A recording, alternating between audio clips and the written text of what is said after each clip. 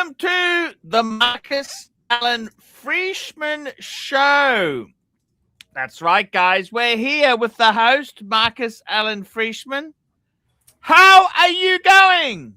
Well, Archie, I am glad to be here. I am Marcus Allen Frishman, and you're not. Welcome to my show. We no longer give advice on love, business, and other life successes because we've done it already. We now just talk about daily activity. And we're wondering how Archie's doing today on his plan to move out of his country and live ultimately permanently somewhere in an unknown location that has not yet been disclosed in Asia. Yes. Right, Archie? I'm actually considering. Did you get any last time we left the show? You were going to track down some wealthy woman who I could stay with. It's in progress, Archie. We can't move miracles in one. Okay. What's it called? One show, you know. Yes. But we'll see what we can pull off. Yeah. Because you did arrange that yourself, didn't you? In China, where you had a hosted visit repeatedly, although it was a couple. It was a little odd, frankly, but they loved you. Yep, and I did actually go and meet a doctor at one stage who I just couldn't stand. I just couldn't stand, regardless of the money. I just couldn't stand her. Oh, what was the matter with her? Just bossy. Wouldn't listen to me, anything I said. And then she pretended it's communication error. It's not communication error. I told her specific things, and she wouldn't listen. Oh, that doesn't sound like a good match, Archie. You have to find a woman that matches. And the way you get a woman to listen is to find a woman that agrees with you in the first place. That's the easiest way to do it. That way she and you are on the same, page with the same thoughts, values, desires. It's not hard. I've done it successfully since college. After, during college and before, I had contentious relationships because I loved attracting to opposites and reeling them into relationships. I never had anything casual. Opposites are fun, Archie. Fun is not an important component to a successful love relationship. It just isn't. Fun is not necessary. What you need is peace of mind and no agitation and comfort. And you can get that from a woman who's like you. Mm-hmm. It's not hard, but it's, I'll use some words exaggerated to make my point. It's boring. It's really not, but it's certainly not as exciting as an opposite. What's happening with Miss Winkle? Tell me that. No change, all status, regular communication, doing her thing. I'm having trouble with seeing you for some reason. I keep looking around here. I'm here. Some technical difficulties, but they may not be apparent to anyone but me. I'm here. I can see you. Okay. I've even put my bicycle. I ride my bicycle in my study here. I'm getting ready to get. Are you a bike rider, Archie? I didn't know that. I'm a bike rider. I bought this bicycle over 30 years ago, and I didn't really ride it much. That's why it's so minty. But I'm packing all the stuff in the room. You see, packing. I gave what's that? A 10-speed or 12-speed? Yeah, 10-speed. Yeah. I gave my 10-speed from 30 years ago to my neighbor when I moved, but I had already bought a brand new, e-bike, which requires you to pedal. It doesn't have a throttle. I don't like giving things away to people for free. I don't like doing the free or the charitable work. I had a deadline. I had to rush out. We should outlaw vagrants, by the way. Can I say that to you? What's that? Vagrants. We should outlaw vagrancy. Well, it is in some places, not so much in. There are laws in America everywhere against vagrancy, but they are not enforced by policy. So they're almost not enforced anywhere. Unless you're causing real trouble, they just let you be a vagrant. They let you loiter. China, if you are homeless and panhandling, the police will take you. They will send you back to the village you come from. Maybe it's not a bad idea. Maybe it's not a bad fucking idea because we don't want vagrants, heroin addicts out the front of a supermarket. It's not a good look for families, is it? You know, Archie, I'm a conservative, Trump-loving Republican, but I have a soft spot for the disadvantaged. And part of that community is truly disadvantaged. Sure, can I tell you a story? Can I please tell you a story? Yeah. Okay, this is a Ronald Reagan story. Oh, I'm going to love this. I was in Washington with the last year of Ronald Reagan. Okay, here we go. So there was this Democrat couple. Uh-huh. And they had a daughter. And she was saying that when she grows up, she wants to help the poor. She wants to help them, help the homeless, help the poor. And she was saying that she's just recently taken up a job so she could raise money for the homeless. Okay. And after she did this job for a couple of weeks, she then said, instead of me doing the work, raising some money and then giving it to the homeless, why can't the homeless get the job themselves? Well, I don't. And Ronald Reagan then said, well, welcome to the Republican Party. Yeah, Ronald Reagan had so many jokes. He was such a wise man. I've read his I don't know. It was a biography on. I don't know. I don't think it wasn't an autobiography. I read a biography on Reagan. He was always deeply political. He used to be a Democrat. Reagan used to be a Democrat. I don't know if you remember, he did the General Electric hours talks. Remember, he used to be paid by General Electric. But I'm aware of that. Yeah. Sorry? I'm aware of that. I'm aware of. Ronald Reagan had a item in his bio that dissected with me. I'll tell you what it was. So I was California's youngest elected official. It's the only elected office I ever held. I got elected when I was 17. You can't hold office till you're 18, but you can run. And my birthday, I had to hide out for the swearing-in ceremony for the past July, my birthday. We used to have primaries in June. But nonetheless, beyond that little nuance, my brochure, which I have somewhere in this room in a closet somewhere in this new beach pad apartment of mine, I had a brochure that was paid for by a bunch of supporters. And it said on the front page of this brochure that was mailed out to voters, what was a picture of Ronald Reagan, not me. What was Ronald Reagan elected to before he became governor? And I guarantee you no one knows this. It is a matter of public record, but it is not well documented. And it was an elected job called the West Los Angeles County Resource Conservation District.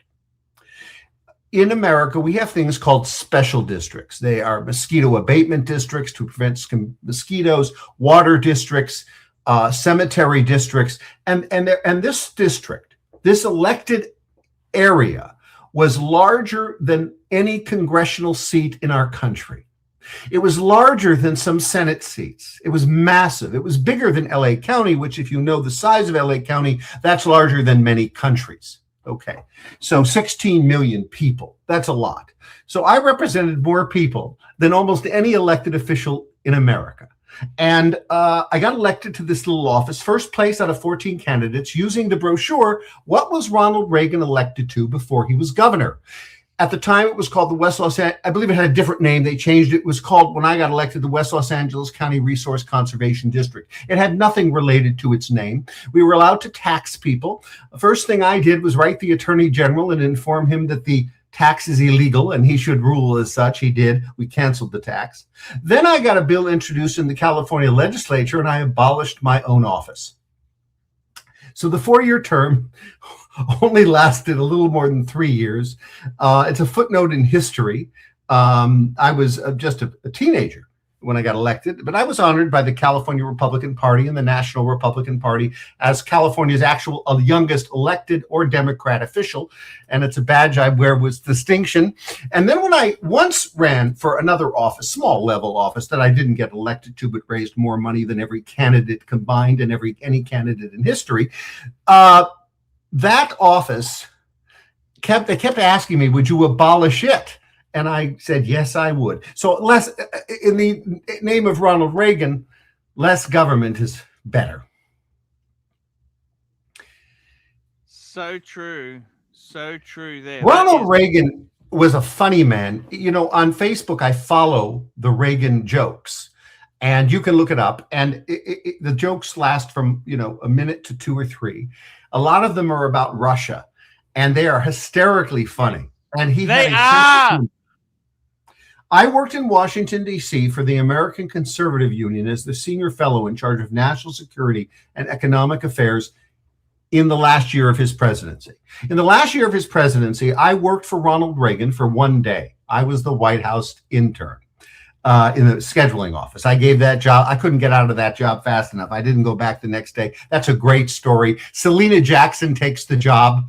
She was a co-student of mine on the program I was in Washington, D.C., and I worked and studied there. And Selena Jackson takes this job when I tell her I didn't take it, the job's open, have at it. She gets hired as the White House intern in the scheduling office. She stays there the entire semester. Of course, she only meets Ronald Reagan in the hallway after they rope her off. I was invited to the White House 6 times to meet Ronald Reagan in group meetings where he did briefings on public policy, because my foundation, the American Conservative Union, the ACU, was the most popular and well-liked group of the Reagan administration. So I went for my boss. And I went there, and make a long story short. Moment, not so, Walter. $5. Trickle-down economics is like when math gives some table food. Hold on with that. Let me just end with this story. Tail wagging. Let me end with this story. Selena Jackson, who was the intern who took the job I gave up after working there 1 day. It's a great story as to why did I not want to go back. And I took a paid job as a senior fellow of the American Conservative Union. Selena Jackson becomes chief of staff to the president of the United States upon Reagan's retirement, returned to California, Century City offices. She called me up and she says, hey, I have a job with the president. I'm coming back. And she lived in Lawrence, Kansas. She worked for Senator Dole part-time before she worked at the White House. And I said, well, what job do you have, Selena? She said, I'm the president's chief of staff. I thought to myself, wait, I gave up that White House internship and somehow you took that job and then weaseled your way to being the chief of staff? How does that happen? Well, there's a great story to that, and I think I told it in another video here. I'm sorry to keep rambling. Let's look at the Not So Walter. That's my dog, Walter, by the way. He died at 11 in 2019.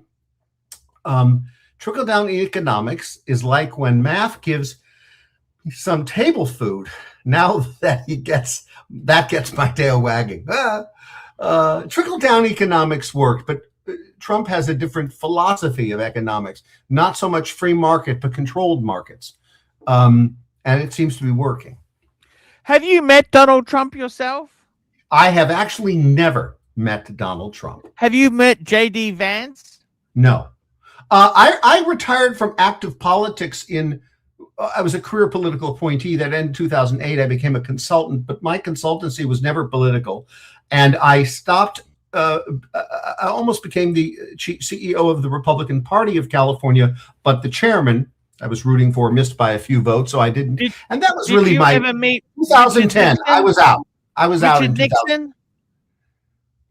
Richard Nixon I met as a little boy when he came to Los Angeles. I think it was the Century Plaza Hotel.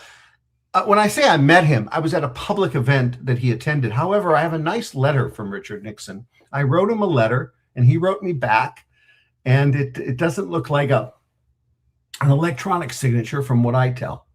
But I met Gerald Ford. I was Gerald Ford's youth coordinator in California. I was only 15 or 14, might have been younger because I couldn't drive yet. Yet I was the California youth coordinator for Gerald Ford. I didn't know any better. He was running for president against Ronald Reagan. But what did I know at that point? I developed my politics, young, but I didn't really know. I didn't have a philosophy yet, or I probably would not have supported Gerald Ford.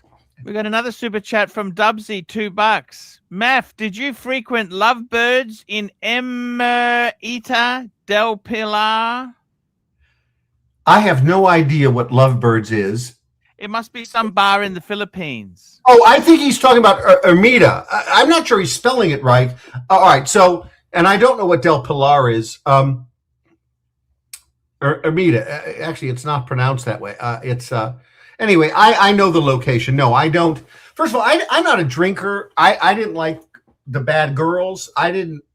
Within the first 6 months of having to go to the Philippines for my work, because I was the ambassador from from California to the Philippines, as they called me. My real title was liaison, and I had to attend by gunpoint all of these bars for the first 6 months, and then I just put my foot down and said, I'm not going to these things. It's not my style, not my thing.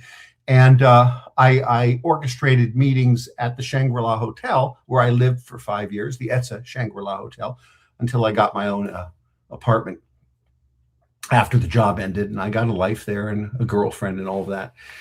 But no, I never liked, you folks don't know me well, but I've never been into or focused on any sort of casual relationships with women, let alone casual sex.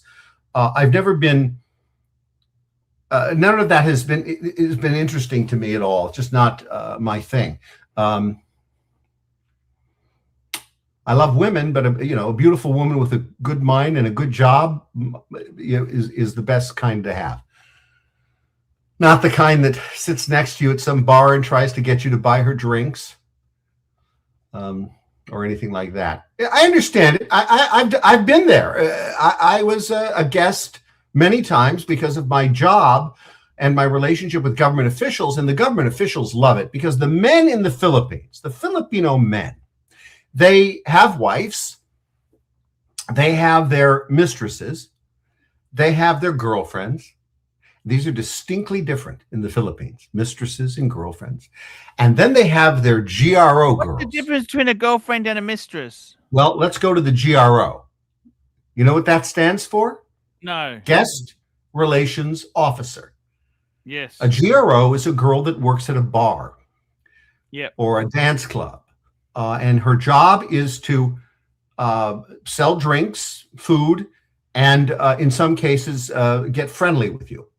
They're called guest relations officers. You can take these girls out of the bar for a bar fine. Back then, the bar fine was between 5,000 and 8,000 pesos, sometimes 10,000 if it was when I say back then, this was the period for which, when I was a government official, other government officials in the Philippines would take me to these places. I never went there on my own desires. And after a short time, I was in a committed relationships for all the 19 years I lived in the Philippines, 4 months a year. So, but these girls are called guest relations officers, and we would call them high-class prostitutes. At least in America. That's what we call them. We don't have an equivalent. Then you have the promo girls. Now, I dated a promo girl once by choice. Let me tell you what a promo girl is. A promo girl is a high fashion model. I don't want to say fashion per se, but a high level model who's hired by corporations to sell products. And they do this in the mall. So if you walk into the average upper income mall of the Philippines, A class, B class mall, you're going to pass the phone store. Globe, Smart, equivalent to Sprint and AT&T in America. And they're going to have a beautiful, tall girl who doesn't look very Filipino. Fair-skinned, big boobs, tall, brown hair, maybe even blonde hair. Not typically Asian. And that's who Filipino men and women find beautiful. These women will approach you on the beach. They'll approach you in the mall. next to the store. And most of these are big corporations. Now, in America, if we put a girl in a slinky outfit like that, they're all in sexy outfits showing cleavage, navels, dresses low to the hip, dresses as high as well above the knee. And if we did that in America, in any corporation, we would boycott them. Now, America is a free country and you can do it. It's perfectly okay, but it is fairly inappropriate. In the Philippines, they sexualize a lot. They call themselves a conservative Christian Catholic country, but I see the hypocrisy. I like the hypocrisy. The Catholic Church is full of hypocrisy. Oh, that Catholic Church it's unbelievably out. The whole thing is hypocrisy, because America is a fairly you can't walk into a mall in America and see sexy. I mean, I'm really talking, they were hired because they're beautiful and women have straight teeth. That's what the ads read. You can read the ads in the buy and sell in the Philippines. Must have straight teeth, must be between 18 and 23. That's how they roll there. And straight teeth was always the surprising ad requirement. You can't do that kind of thing in America, but you could hire randomly beautiful girls to market your stuff. The last time I remember an American corporation doing this, it was Calvin Klein, and that was a long time ago. And Calvin Klein put women and men in a very sexy pose in underwear. This was not like catalog posing, on billboards and in front of their stores and in magazines. And it created quite a hullabaloo. It was perfectly legal in America. We have free speech to the point that hate speech is legal in America and protected. Hate speech is. And only since 9/11 do we have a law that prohibits certain kinds of threats. They're very limited, and the Supreme Court has upheld those limitations. But we have very vast free speech, allowing and condoning hate speech of all sorts, verbally. Despite that, you can't do that stuff. It's out of our culture. You just cannot. You'll have protests, and they did. They had protests and boycotts of Calvin Klein. It's the only example I can recall in my lifetime history of an American company doing what is done every day in the Philippines, in every single mall. Malls are big in the Philippines. That's where people go to do their thing. It's it's like the mall. They're dying in America. Malls are dying. They're dying in America, and they were never in America. And I was a mall rat. I was an ice skater. I went to the mall every week, and I went to the Valley Mall with all the Valley girls, who I'm sure you've heard about worldwide, because I lived in the Valley. I lived in Calabasas. That's where the Kardashians lived, and later in life, and various famous celebrities. It's about 9 miles north of Malibu, and it's at the edge of the San Fernando Valley, where all the Valley life is. And I went to the mall, but the malls were never as popular universally amongst all ages, all ethnic groups, all economic groups, as they are presently and in all of my life of almost 20 years of living in the Philippines. Malls are amazing in the Philippines. And they're owned by, there's only 3 guys that own a mall. Everything's an oligarchy. Everything's owned by one guy or one family.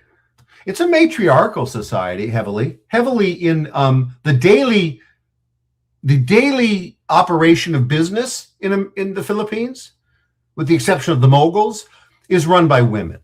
The households are run by women. This is not China. That's why Archie will find the Filipino woman to be very different than the Chinese woman. I'm surprising the Chinese woman was so aggressive, Archie, that you were just describing. A Filipino woman will be soft and demure with her man, but she knows how to be strong and independent, and they're all educated, and they speak English. I'm encouraging Archie to go to the Philippines, which he has never been to. He repeats, he likes to go to Red Communist China, and he likes to go to Vietnam. And I don't blame him. Those are good places to go and visit. But the Philippines is where he should be. And his dollar, the US dollar is now 62 to 1. Or maybe it's higher by now. It's record levels. The highest it had been when I was there was 56 to 1, and that was for only a 4 or 5 year period, but it allowed me to buy my condo and really take advantage of that dollar conversion rate. Now, you know what we're missing here? We're missing people that want to ask a question by giving a super chat to Archie. And I don't Super chat. No, come on. Archie has a $90,000 bill coming forward here. He's got to get to his life as a retired YouTube influencer and reestablish himself in Asia. Maybe he'll do travel videos. Maybe. I got to tell you something, Math. I'm really disappointed you couldn't get a few connections happening with wealthy women in the Philippines. Wait, Archie, when are you leaving? You have no destination yet. You have not revealed your choices. You know, I can get a 5-year visa to the Philippines very easily. Well, you can, hold on. I don't know Australia, but I presume if it's an American policy, you go to the Philippines for 30 days, you need no visa. And then once in the Philippines, within the 30 days, if you wish to stay longer, you're going to get a visa extension. I am handled in a VIP way, so I don't have to abide by those limitations, but the average person will have to go in physically or online. Now they're able to do it. Fuck, they're expensive. Yeah, you're going to pay. Let me figure that. They know how to charge. No, he did. No, 8 or 10. He did. Fuck me dead. No, it's not that expensive. We're talking $200 or so for 6 months. 8 or 10,000 pesos. Maybe that's $300. My math might be off. Yeah, they want to take advantage of foreign visitors, but do not in the Philippines. It used to be you could ignore your visa extensions and get to the airport and then just pay the fine and leave. Now they simply won't let you leave, and they'll direct you back to a physical office in Intramuros near Manila. It's called Intramuros location, and you don't want that to happen. So you want to make sure you're current on your visa, but you don't, as an American, I presume an Australian, need a visa to actually fly there. Oh, I see. Got you.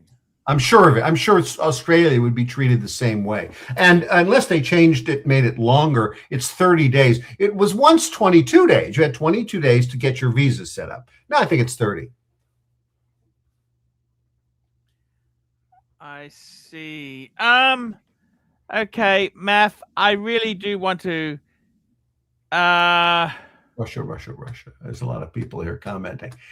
No, I don't really take a breath. You know, if I took a breath, Archie would have a chance to talk. Archie's already packed up. You can see in the background.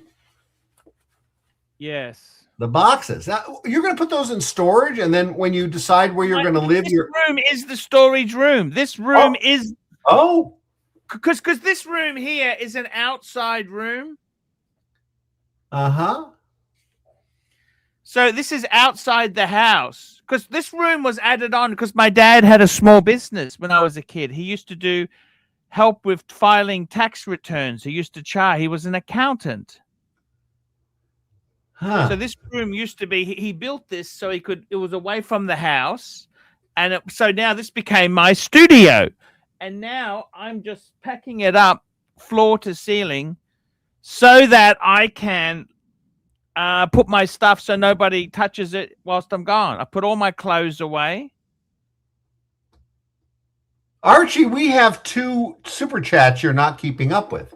Oh, we got a super chat. 2 of them. We got Basil's Beazle. He's a good guy. Basil's Beazle. Link for TW. Okay, I'm going to put the link in. What is TW? TW is a man who he is a little bit down on his luck. He's an Australian whom he married a Filipino woman. Oh, wait, and he then made the stupid mistake of bringing her back to Australia, and she decided to divorce him, and you know how it is. What happened is they had a house, they had a townhouse, and then they got divorced. And instead of keeping the townhouse, which was quite cheap, he sold it, took his money, and went on a bit of a drinking splurge. If he had the townhouse today, it would be worth $1 million. $1 million. So now, instead of having the proceeds from the townhouse, he's basically drank it away.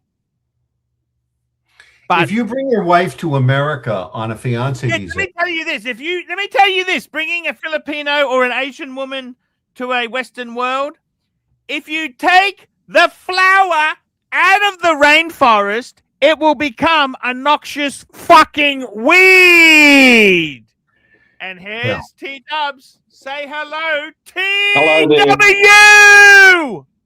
Good morning, gentlemen. G'day, Marcus. hello, TW. Yeah, hi, mate. Welcome. To let me get the story. Let me straighten the story out for you, mate. There is no divorce in the Philippines. There's no divorce. True, Marcus?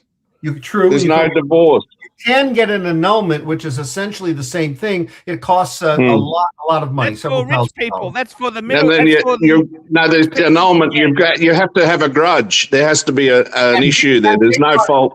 And big money. Make a false issue. Come on, if you've got enough money, you can get anything done. This is the Catholic Church. Do you remember, Marcus? Were you there around 89, 90, 91? 19 to 2003 was my first visit. Oh, okay. Okay. So why I mentioned Ermita and Mabini, HM Del Pilar Street was where all the bars were. Ermita, it's still a busy place. Now, it's not as open slather as what it was then. Dubsy, Marcus, personal friends with Imelda Marcos. Did you know that? Okay. Right. You've had dinners, several dinners with Imelda. There you go. Here we go. Look at that. She's my lunch mate, or was. She's taken a bit ill. We would alternate treating. This was the first day I met her at Congressman Jack Mattai's mother's house. Okay. Did she receive you okay, Marcus? Was she nice to you? Or? The lunch was in my honor. Not hers. And she came as she was the second host, and there were about 12 people at the table at Congressman Jack Mattai's mother's house. I forget her name. And she was the friend of Imelda. And then the lady and I just kept meeting. I would text her assistant, Nora, I think it was her name, and then we would just meet. And once she invited me to her apartment, she called me the little George Hamilton. Okay. You remind me of George Hamilton. She once said to me, she said so many things to me. She told me a joke. Here's a joke. She said, Marcus, they went into my closet looking for skeletons, but all they found was shoes. I thought it was funny at the time. And she would have this book. She gave me a book. I have it in the other room with her signature. One day I'll bring it out. I don't have it here. Well, I married a girl from Beacole, Marcus. I married a girl from right down the bottom end, of the island of Luzon, Beacolana. Yeah. Yeah. I've never been there. It's kind of chilly there, right? It's cold. That's the cold place. No, that's up north, Baguio. No, right. I'm talking down south. Further south than Manila. I tried not to go south except to Davao and CDO. And Arch is right because, guys, I used to knock about with a lot of the ex-servicemen, a lot of the guys from the embassy. I used to drink in the clubs with them. Because that was sort of like that was where the expat community hung out, basically. Like Makati wasn't like it is now because they've got BCG and that there. But I never hung out with expats. I probably in 19 years, I'm going to throw out a number, met 3 of them.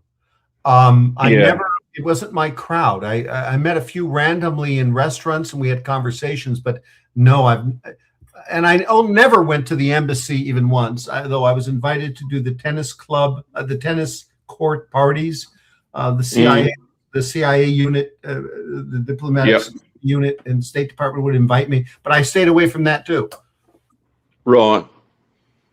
Do you remember the was the Seamen's Club open when you went there in 2000? Was it still open?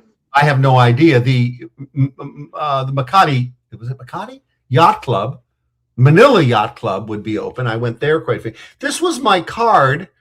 I removed my surname. This was my unofficial card, meaning my personal card. And all my personal data is on there. I'm not afraid to show it. Yeah. One we're saying. And I remember this card, once Speaker Divanisha handed it to the ambassador, who I had never met until he was in the lobby of the speaker's house. And I said, if you went back now, would you, and considering what's happened recently, you know, with that, the guy that got the maritime, the marine biologist guy, he was in his 70s, he got killed. Apparently it was over a lot. I think it was over money. I think that was down Dumageddon way. Would you employ bodyguards? Would you employ your own personal security, or? I had 2 bodyguards, sometimes 4 for 5 years, to such an extent that they lived at the hotel with me, and they were also drivers. After I ended my job ended, and I got out of the hotel within a year. I started to rent apartments. I kept one guy named Rainier, and he was the bodyguard to the mayor, Mayor Belmonte, who became the Speaker of the House of Representatives there. He would lend me. He allowed Rainier to take a leave of absence when I would go to the Philippines.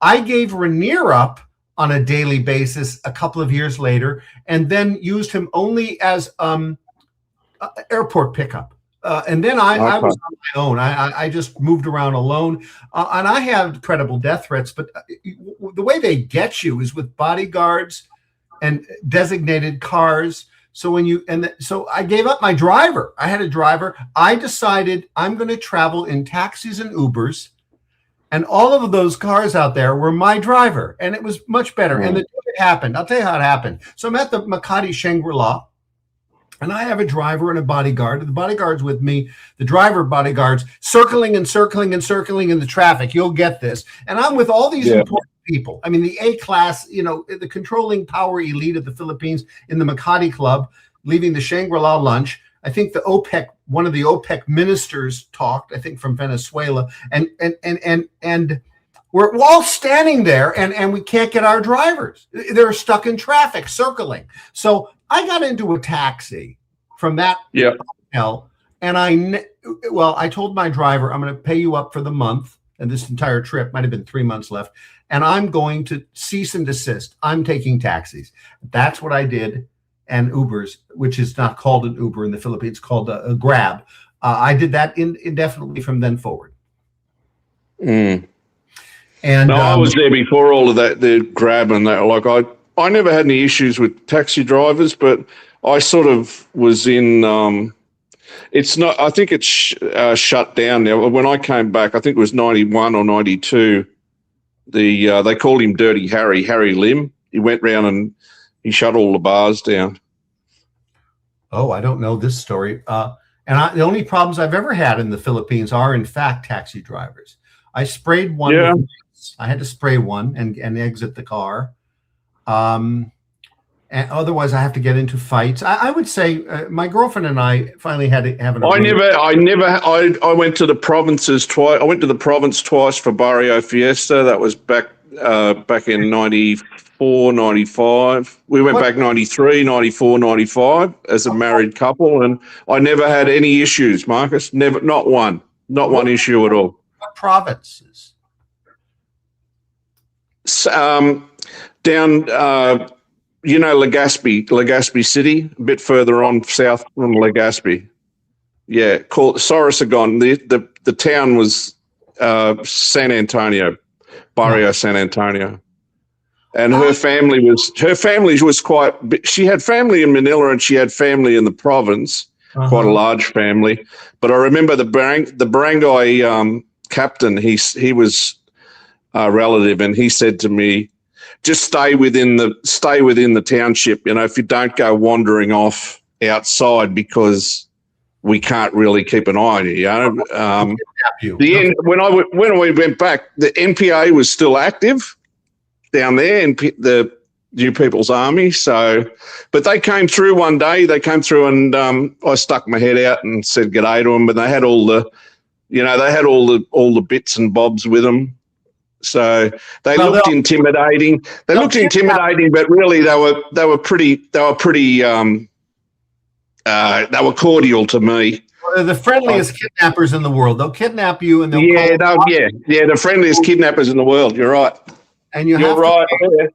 $20,000 of lodging and boarding fees, unless they think you're really rich, and they might seek 60. You could be a repeat customer, like the Chinaman that got it twice, and then they let him go. 200 on average kidnapped every year, and as far as I know, the last record I looked at, 2017 or 18, not one kidnapping in Manila. All in the provinces, all foreigners, no domestic Filipinos. How many a year? 200. All in the immediate provinces, meaning the ones you think are safe, Pampanga, Angeles City. And then as you go further south, outside of Davao, outside of CDO, Canandioro, those. I know a few guys in Angeles, and I haven't heard any. A few YouTubers there too. You have to go to the United States State Department sites to get the Philippine numbers, because the Philippines doesn't like to talk about it. Yeah, I don't think that's really a place for me to go if it's that dangerous, Marcus. I don't. Stay in Manila, or you go to Boracay. You go where the rich Filipinos. You want to just go for a couple of days, Arch, do a week in Manila and see if you like it or not. Don't do any extended.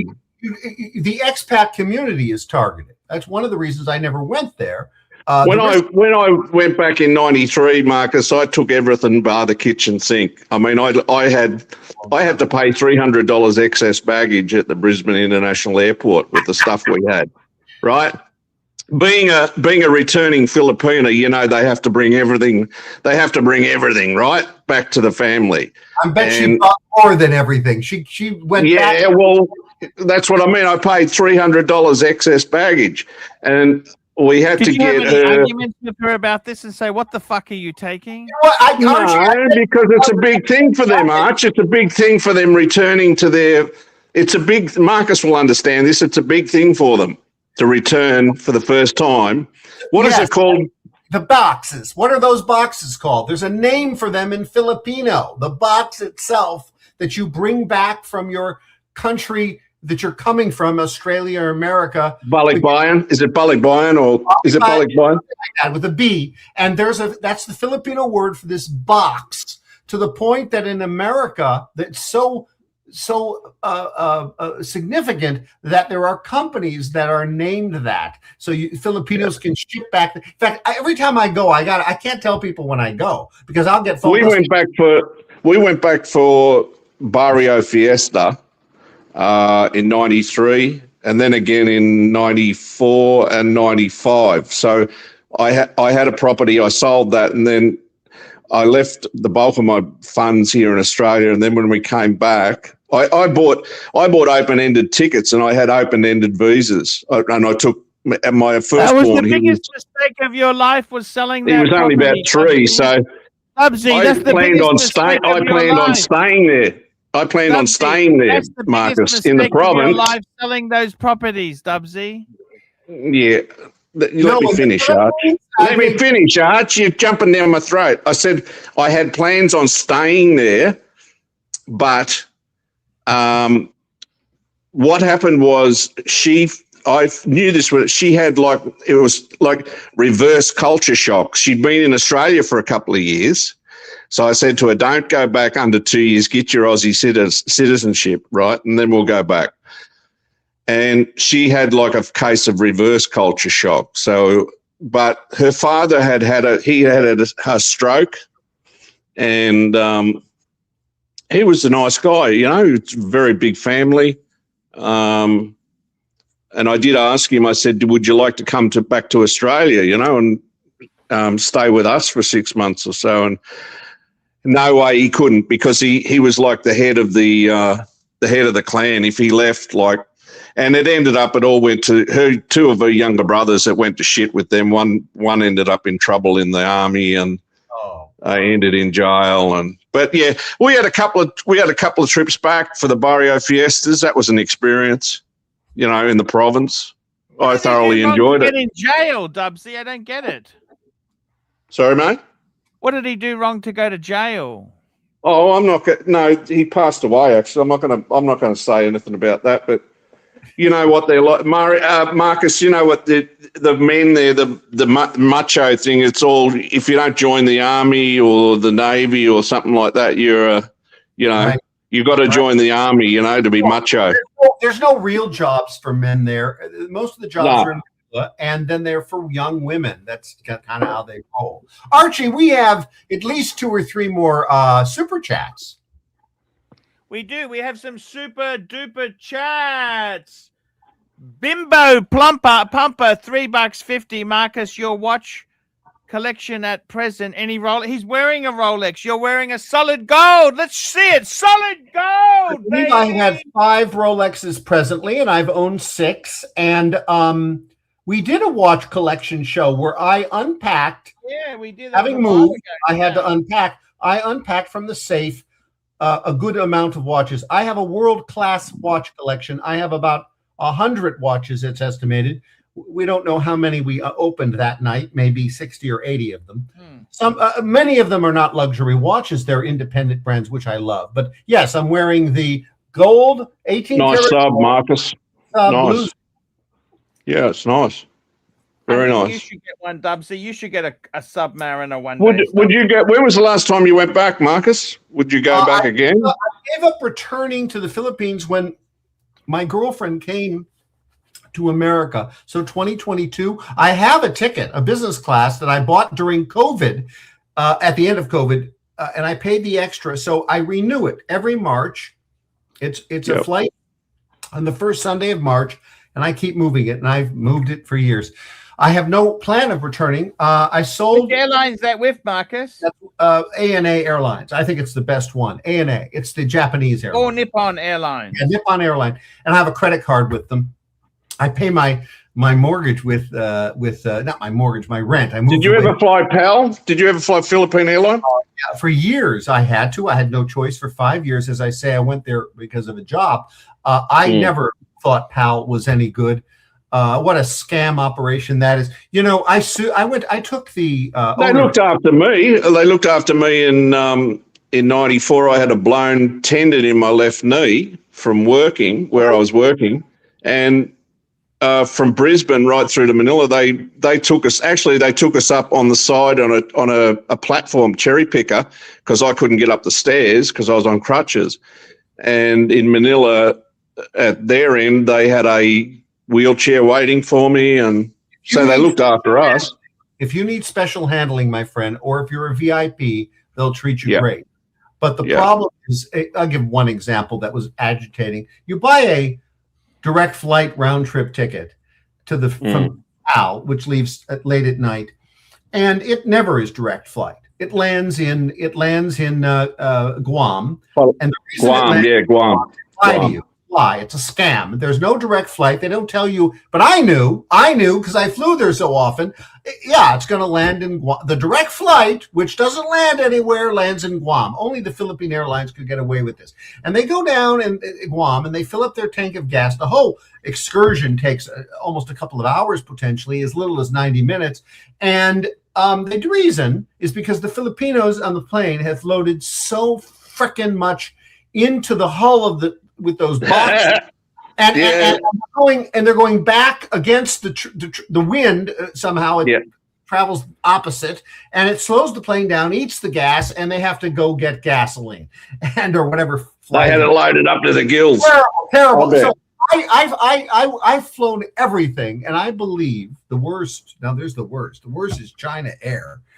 Oh, China Eastern. There's 2 China companies. One's China Eastern. It's the worst. I find Nippon Air to be the best.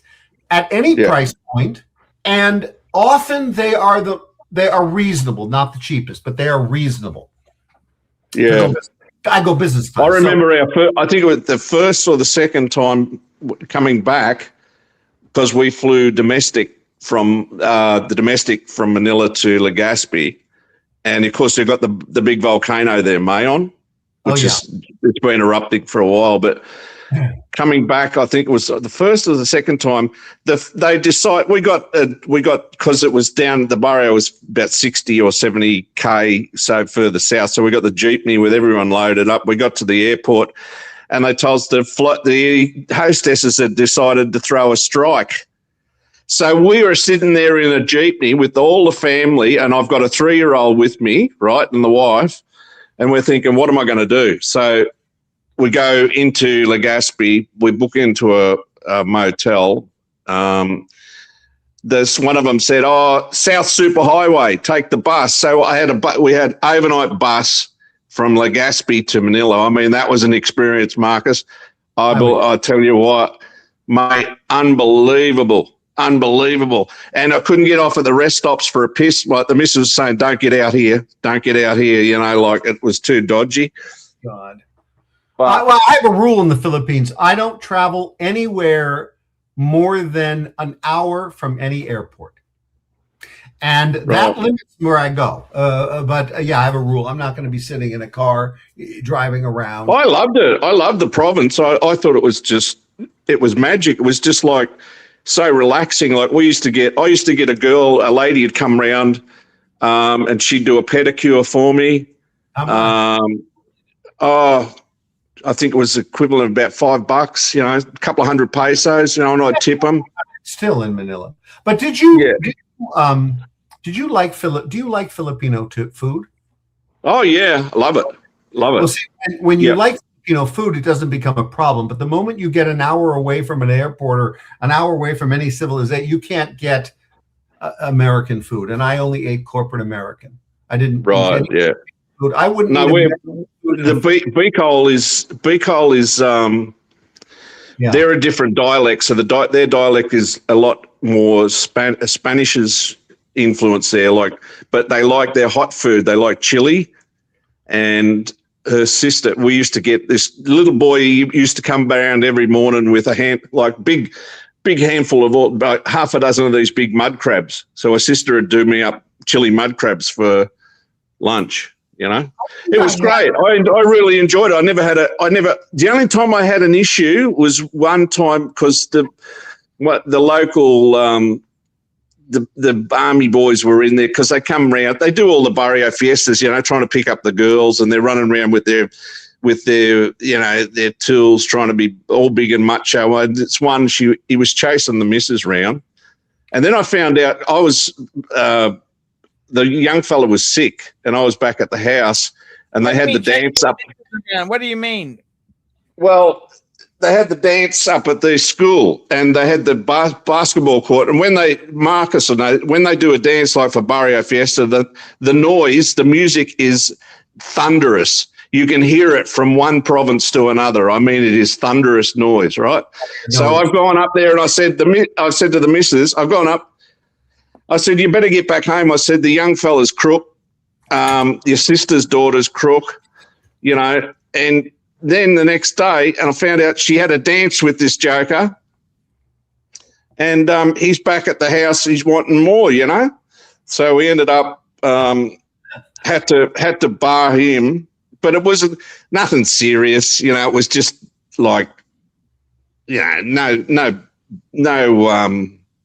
threats of violence. I never saw any violent altercations there, Marcus. Not one. It does happen. I never saw one, and I was never involved in one. I found them involved in, several people getting annoyed with me. I don't like noisy kids, and I would make a stink if Filipino children were running around with their yayas in the restaurant. And many families tell me I've traumatized their child. They love that word. You've traumatized my child, because I would slam my hand down like that. Hey, kid, get away from that glass. These kids are going to go through the glass window. I mean, I don't know what the parents don't care. The yayas running. That's the thing is especially in the province, but they were it is true that the kids, because you've got the extended family there, your extended family, so they don't keep their children in control in the public. I don't quite understand that. I come from Los Angeles, and when our kids disbehave like this on a pattern, they put them on Ritalin. What can I tell you, Archie? We have another super chat from Black Cat. Is there anything wrong with wearing a derby shoe with a suit? Derby shoe is the two-tone shoe. The black and the cream. It's a two-tone. The derby shoe. No, that's a great idea. As long as they're polished and in good condition, in good fettle. Well, not all. I would call that. I have. Well, I'm looking at something called a derby shoe that I know as a wingtip. I'm looking at it on the internet. They're calling this the Santonia men's derby shoe, but it's a wingtip as I know it. And although it's one color, I have a wingtip, not a derby shoe per se, in two different colors. A derby shoe is defined. Sorry, my mistake. Defined by the open lacing system, where the shoe's eyelet flap quarters are stitched on top of the main section. Yes. Okay. So I call that.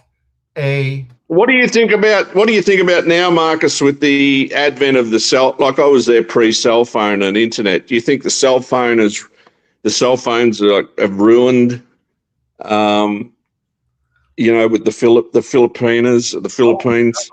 I remember in 2003, I was only doing text messaging in a very limited way in America. And I landed that day, and we're driving great distances, and from the airport to wherever, it's a Shangri-La in Mandaluyong. And I asked my host, Romeo, I said, Romeo, why are all these, it's funny, I said, why are all these people looking at their phone like this? Yeah. And he said, boss, they're texting. Yeah. Oh, okay. And I had text, I knew what it was. And then, of course, that began my texting. I text so much in the Philippines that in 2000, I was a platinum member of Globe, and I text so much that I received a notice on my phone. You have won an iPhone sponsored by Samsung.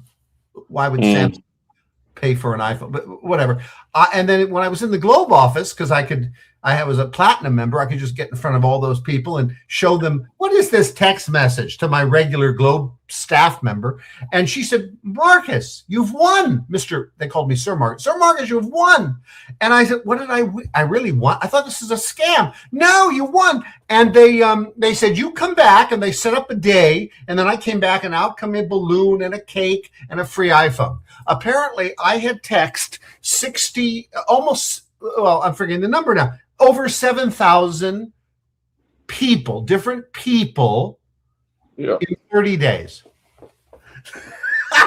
7,000 people in 30 days. That's hard to believe. But on my iPhone, I have more than 7,000. I've attributed 6,000 people I know in the Philippines that are on my. They're all Facebook now. Facebook, and they do the girls do the IRL streams. That you've seen them, the girls doing the IRL streams. Sure. When I was there, it was way before all of that. No mobile phones. No. When was the last time you were in the Philippines? 95. Oh, okay. I don't get there till 93, and I'm there routinely for work for 5 years, and then I stopped going in 2022. I do have a condo there presently, and I sold the condo that my client bought for me that he never used. It was just for me, and we sold it, and I kept some of the proceeds last year. It was a beach condo in Batangas. So that condo's gone and sold. My condo still exists, and I am I'm working a deal with Mega World to buy it back, and I have it almost closed now. Okay. So, yeah, because I paid them a lot of money for it, and I'm willing to give it back to them under market rate, and then we'll split proceed. So they've agreed to the concept, but everything in the Philippines, as you may know, is slow process. So I'm 2 years on the deal, but it's about to close, and I suspect my friend has moved out, who just hangs out there. He's a buddy of mine, and then we'll just close it up. Yeah, I can't go back, Marcus. Because of the divorce. I divorced her. You can't go back because of a divorce? Well, see, the family they'd have me pegged soon as I put foot on the ground. I'd have a target on my back, Marcus. I'd have a target on my back.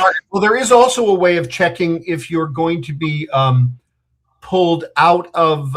You can pay an attorney, and he can pay a source, and he'll find out if you'll be pulled out of the plane when you arrive out of immigration for the. It would be an immigration pull, and you'll be on hold, and you'll be able to find that out ahead of time if you pay an attorney. A couple thousand pesos, not much, 40 bucks. Yeah.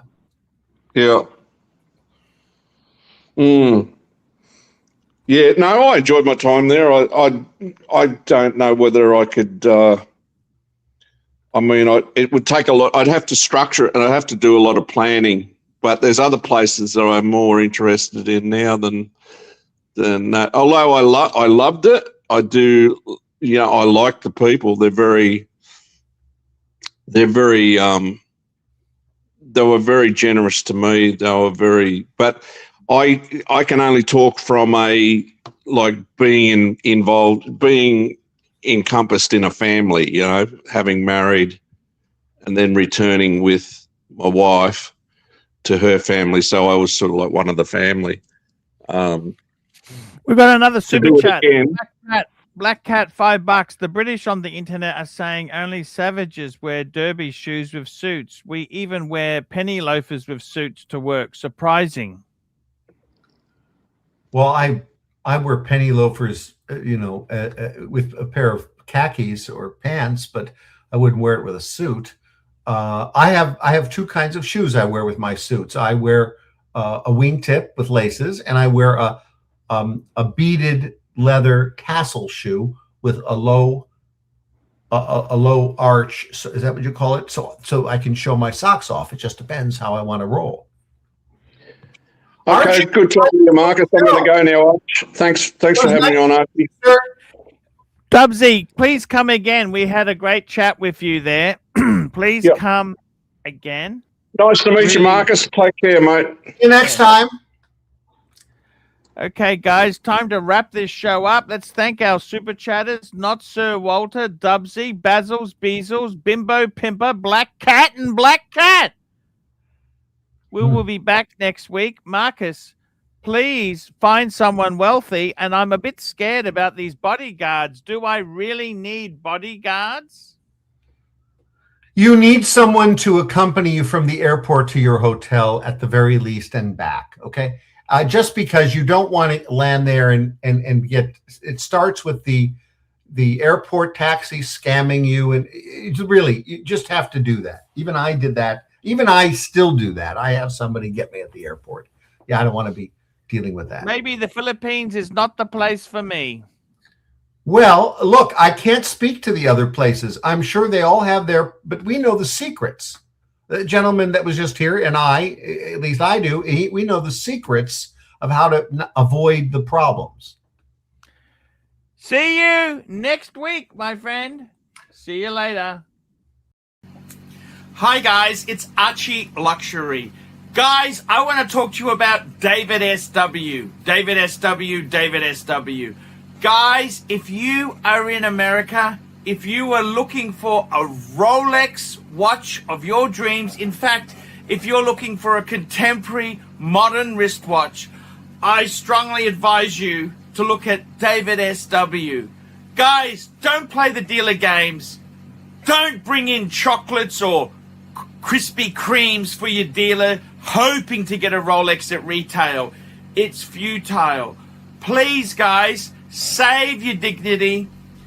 Keep some pride. Go to David SW. I would highly recommend David SW, David SW. If you're in America and you're looking for a watch, go to David SW, David SW, David SW.